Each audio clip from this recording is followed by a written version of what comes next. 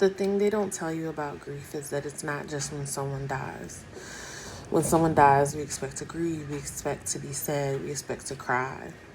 There is a physical being that is no longer occupying this earth, and so it makes perfect sense to grieve.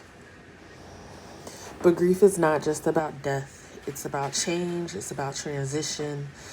So when you decide that your life is not serving you and it's not what you actually desire, and you start over, there is a lot of grief. There's grieving people who aren't aligned with the person that you are becoming. There's grieving things and situations that just no longer have a place.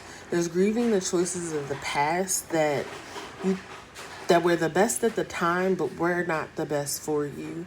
And realizing that in some ways you have been a co-conspirator in the misery that is this life you are living that is not the one that you want.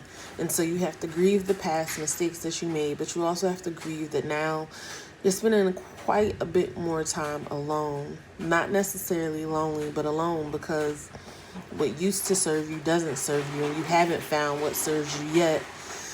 And also, when you're grieving, you just have a tendency to want to be alone.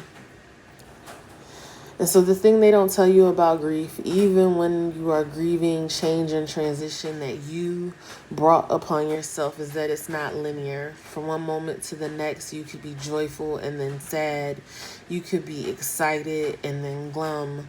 One moment you want to run in the sunshine, the next you want to stay in bed for a week.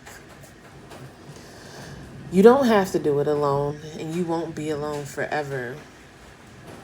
But the thing they don't tell you about grief is that it is friggin' lonely, because it's your grief and your grief alone. And you don't sit in the loneliness, but you do realize how alone your grief makes you. The things that you once loved don't bring you joy anymore. And so sometimes grief borderlines on depression, but it's not quite depression. It is an abyss. It is an unknowing. And it's honoring what was and proof that there was something that happened that shaped you, something that was important, but it no longer exists. And so you're moving forward into something that will better honor you, something that will exist, something that will matter and shape you in ways that you hadn't imagined. But for now, you're just grieving. And it's hard. It's so, so hard.